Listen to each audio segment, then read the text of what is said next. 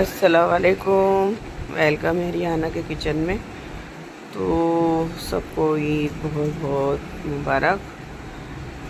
तो कैसी रही आपकी ईद? हमारी दुआएं कि सबकी ईद अल्लाह ताला अच्छी रखे और ईद उल फितर सबको बहुत बहुत मुबारक। जी, रमज़ान माशाल्लाह से ख़त्म हो गए, गुज़र गए, अपने घर चले गए। और ईद का महीना माशाल्लाह सबको बहुत बहुत मुबारक हो। तो मैं कर रही थी कुछ डस्टिंग और मेरे आने वाले थे कुछ गेस्ट, तो बस मैं उन्हीं के खाने वगैरह के चक्कर में लगी हुई थी। तो खाना तो मुझे बनाना ही पड़ता है कि डस्टिंग वगैरह थोड़ी बहुत कर लेती हूँ और ऊपर का काम तो वो हेल्पर ही गुलनाज करती है। तो बस कुछ किचन के काम थे जो मैं कर रही थी। मुझे शामी बनाने थे तो मैंने रख दिया था। मैं बना रही थी शामी बोटी वाले। तो बस मैंने रख दिया था अपना गोश्त। मैं रेशे वाले कबाब बनाऊंगी, तो मैंने पहले गोश्त गलाने के लिए रख दिया था। फिर उसके बाद डालूंगी इसमें चने की दाल, वो भी मैंने भिगो के रखी हुई है। और बेसिक से वही साबुत गरम मसाले, लाल मिर्च साबुत वाली और लहसुन वगैरह, ये तो सब इसी में जाता ही है।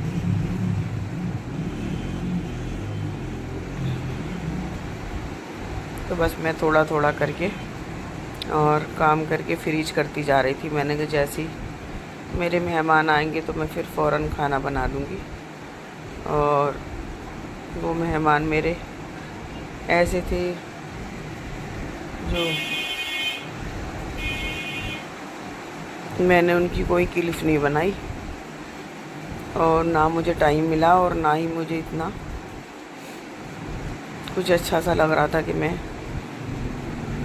हर इंसान की अपनी अपनी प्राइवेसी होती है, तो अच्छा नहीं लगा किसी की मैं क्लिप बना के अपने व्लॉग में डालूं। तो मैंने उन्हीं के सामने फिर मैं खाना वगैरह बना रही थी। तो वो लोग भी बैठे हुए थे, तो फिर मैंने कोई अपनी रेसिपी की भी वीडियो नहीं बनाई उस दिन। तो जिस दिन वो गेस्ट आए हुए थे, तो बस मैं यूँ ही अपना काम कर रही थी। मैंने रख दी थी उधर बोटिए कबाब बनाने के लिए और वही मैं लग रही थी घर की डस्टिंग में। तो सोफ़े वगैरह पे भी धूल मिट्टी हो गई थी, तो कुछ थोड़ा बहुत कुछ घर में काम चलता ही रहता, हल्का फुल्का सा। तो दीवार की झीरी जो उन्होंने काटी, तो फिर वो धूल मिट्टी आ गई तो सोफ़े वगैरह पे पड़ गई। तो मैंने गुलनाज से कहा, तो उसने अपने तरीके से साफ़ किया। तो फिर मुझे अपने तरीके से करना था। और फ्रिज ना मैंने बिल्कुल इसको अंदर से इसकी धुलाई की थी और पूरे रमज़ान हो गए थे, तो बस ये सामान वो सामान, ये सामान वो सामान, और हिम्मत इतनी थी नहीं कि मैं इसको रोज़ साफ़ कर दूं। नहीं तो अगर रोज़े नहीं होते, रमज़ान शरीफ नहीं होते, तो मैं 3 दिन में 2 दिन में फ्रिज को बिल्कुल ऐसा नहीं छोड़ती। मैं इसको हाथों हाथ साफ़ करती रहती हूँ। तो मैंने अंदर से डीप क्लीनिंग की थी इसकी रात को और बाहर से रहने दिया था। तो मैंने डाला था वाइट विनेगर और हैंड वॉश, और क्या डाला था इसमें, मैंने डाला था फिर इसके अंदर पानी। तो फिर मैंने अंदर से ना उसकी अपने फ्रिज की पूरे शीशे वगैरह निकाल के और इसकी धुलाई कर ली थी। तो ये फिर दूसरे दिन मैंने कहा चलो यहाँ तो कूलिंग से कर लूँगी। तो फिर ये मैं करने लगी थी कूलिंग से अपने फ्रिज की एकदम सफाई। तो माशाल्लाह से मेरे फ्रिज को 1 साल हो चुका, यानी कि इसकी हैप्पी बर्थडे हो गई 1 साल की। पिछले रमज़ान में माशाल्लाह मेरे हस्बैंड लाए थे, तो वो लाए थे उम्रे से पहले, तो फिर वो उम्रे की चले गए थे। तो फिर मैंने उनके बाद में ही जो हमारे गेस्ट हाउस में लड़के रहते हैं उन्हीं से इसको मंगाया था, उन्हीं से इसको सेट कराया था। तो माशाल्लाह अब रमज़ान में इसको 1 साल हो गया और बहुत फ़ायदा है डबल डोर वाले से। ये जैसे कि गोश्त वगैरह, बीफ, चिकन, मटन ये सब होता, तो इसका ना बिल्कुल अलग ही सिस्टम है फ्रीज़र में, तो अंदर से कोई मतलब ही नहीं रह जाता। बस नीचे तो अपने फ्रूट और अपनी सब्ज़ी वगैरह, ये पानी वगैरह ये रखे जाते, तो इससे बहुत फ़ायदा हो गया। इसके अंदर फ्रीज़र अच्छा खासा बड़ा है, तो इसके अंदर गोश्त रख दो फ्रिज में और पानी वानी रख दो बर्फ़ के लिए, अगर आइस की ज़रूरत है तो बस ये होने लगा था मेरा फ्रीज़। और बस मैं आज अपने हाथ से ही सारी चीज़ों को क्लीनिक कर रही थी। तो वो गुलनाज आई तो कहने लगी, आंटी मैंने तो इसको साफ़ अपने हाथ से कर देना था, आप क्यों कर रही हो? तो मैंने कहा नहीं, जब मैं अपने हाथ से अपना काम करती हूँ तो मुझे चैन तभी मिलता है। और एक इलाहाबाद से मेरे कोई सब्सक्राइबर थे, उन्होंने लिखा था ये घर हमारा ख़राब होगा, आग हमारे घर में लगेगी।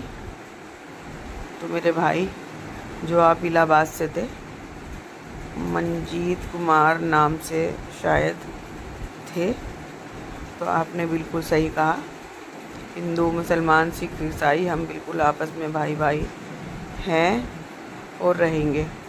और ये तो सब राजनीति के दंगे हैं, फसाद कराने वाले लोग हैं जो हमें फसाद कराते रहते हैं कि हिंदू मुस्लिम, हिंदू मुस्लिम, हिंदू मुस्लिम। हम पहले से भी थे, ऐसा नहीं है कि अभी हम हिंदू मुसलमान बन गए, हम पहले से थे। लेकिन हमारे अंदर कितना भाईचारा था और कितना प्यार, मोहब्बत, यारी, दोस्ती हुआ करती थी।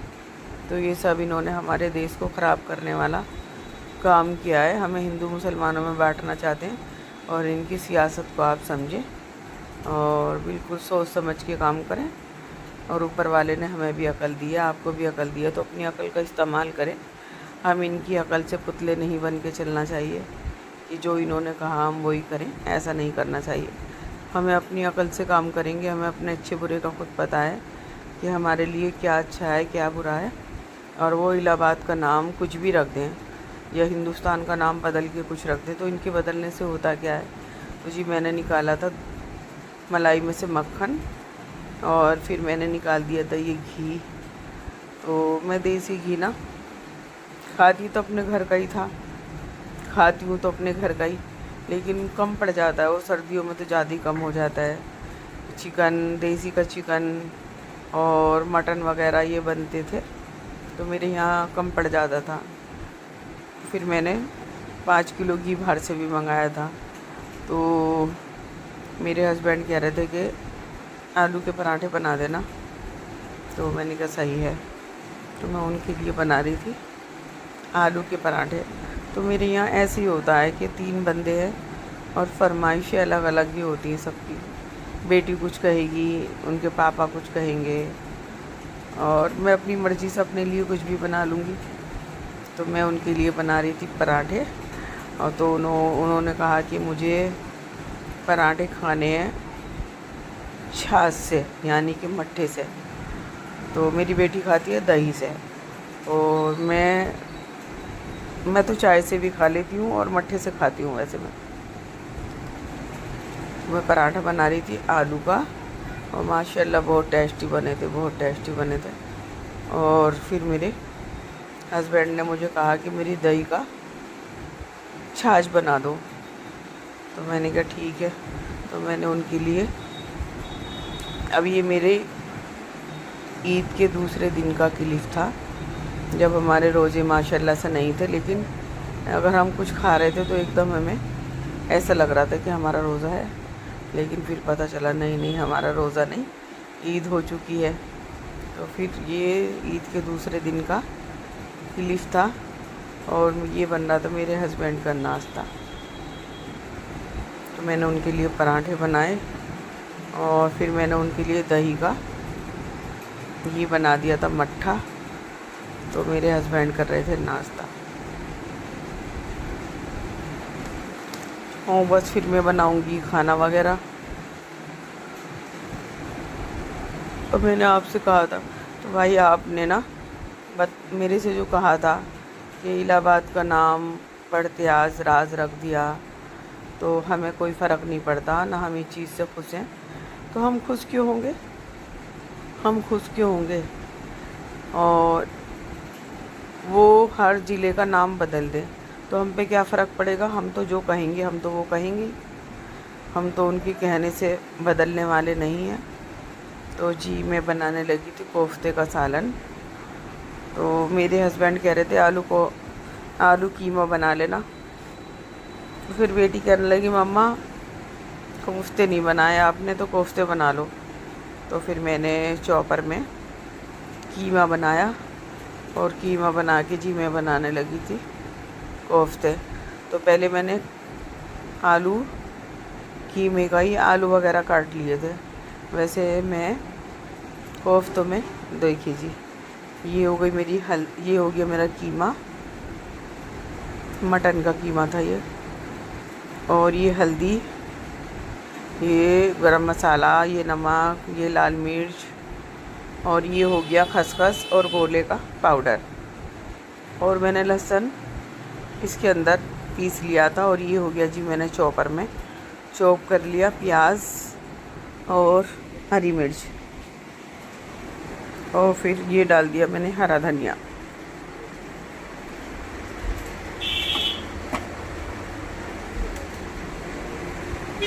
और अब इधर में अपना भूनने लगी थी मसाला कोफ्तों का। ये हो गए मेरे कोफ्ते रेडी। और ये भुन चुका मेरा मसाला। मैंने इसके अंदर पहले प्याज़ों को ब्राउन करके निकाल लिया, फिर इसके अंदर डाला गरम मसाला, फिर इसके अंदर डाला मैंने लहसुन अदरक प्याज का पेस्ट, और फिर इसके अंदर डाला मैंने ड्राई मसाले, लाल मिर्च पाउडर, धनिया पाउडर, हल्दी पाउडर और नमक और तेज़ पत्ता। और मैं ख़ास करके क्या करती हूँ, मैं इसके अंदर ना एक थोड़ा सा दालचीनी का टुकड़ा भी डालती हूँ। और मैं इसके अंदर ख़ास चीज़ जो डालती हूँ ना कोफ्ते में, तो वो मैं डालती हूँ पीपली। और पीपली से इतना अच्छा इसमें जायका और टेस्ट आता है बेइंतहा। तो ये मेरा मसाला बहुत अच्छी तरह से भुन चुका था और मैं अपने डाल रही हूँ कोफ्ते। तो मैंने ना पाकिस्तानी व्लॉगरों को भी देखा है और मैंने ख़ास करके अपने घर में अपनी भांजी को देखा है। तो वो क्या करती थी, इनको ना फ्राई करके, यानी कि कोफ्तों को फ्राई करके डालती थी। तो मैंने उनसे मना करा कि रूबी इसमें ना जायका नहीं आता, आप इसको मसाले को भूनकर और इसमें एक कोफ्ता डालें और इसको 5 मिनट भाप पे ऐसे ही यूँ ही कम गैस पे पकाएं और फिर इसको खोल के देखें और कपड़े से इसको हिला दें। तो फिर ये दूसरी तरफ से 5 मिनट कर लें। तो इसमें ना तो फ्राई की ज़रूरत होती है। और मेरी जिनके मैं व्लॉग देखती हूँ पाकिस्तानी, नाजिया का किचन और नादी का किचन, में उनको भी देखती हूँ। तो उनको मैंने देखती हूँ तो कभी तो ऐसे करती हैं वो कि पानी के अंदर इसको बॉईल कर लेती हैं कोफ्तों को, और कभी ऐसे करती हैं जैसे कि पानी शोरवे में एकदम डाल देती हैं वो। तो मेरा पकाने का बिल्कुल अलग ही तरीका है। मैं इसको ना फ्राई करती हूँ ना बॉईल करती हूँ। मैं सिर्फ अपने कोफ्ते बनाए और मसाले के अंदर डालती हूँ और फिर मैं 5 मिनट के लिए बंद ढक के और पकाती हूँ। फिर दूसरी तरफ से 5 मिनट के लिए पकाती हूँ। तो 10 मिनट में मेरे कोफ्ते हो जाते हैं बिल्कुल डन। और मैंने बहुत अच्छी तरह पानी डाल दिया थी, इसको भून लिए थे। तो फिर मेरे हस्बैंड कह रहे थे कीमा और आलू बना लेना। तो फिर बेटी ने कहा नहीं मैं कोफ्ते खाऊंगी। तो फिर वो आलू मैंने इसके अंदर ऐड कर दिए थे। वैसे मैं साल में कभी एक आध बार जाड़ों के टाइम में डाल देती हूँ आलू, नहीं तो मैं मेरे को यहाँ कोफ्तों में आलू नहीं डलते। मैं सिर्फ कोफ्ते ही कोफ्ते बनाती हूँ। तो ये निकल गया था मेरा देसी घी और मैं इसको छानने लगी थी। देखिए मैं 10 दिन में मलाई से निकाल लेती हूँ, तो यही समझिए कि मेरा 1 किलो नहीं सॉरी 2 किलो निकल जाता है 1 महीने में मेरा घी। और वो फिर भी कम पड़ जाता है सर्दियों में, तो फिर कुछ बाहर से वही मंगाना पड़ता है। अगर गर्मी होती है तो गर्मियों में इतना नहीं खाया जाता, तो गर्मियों में तो सही सा चल जाता है।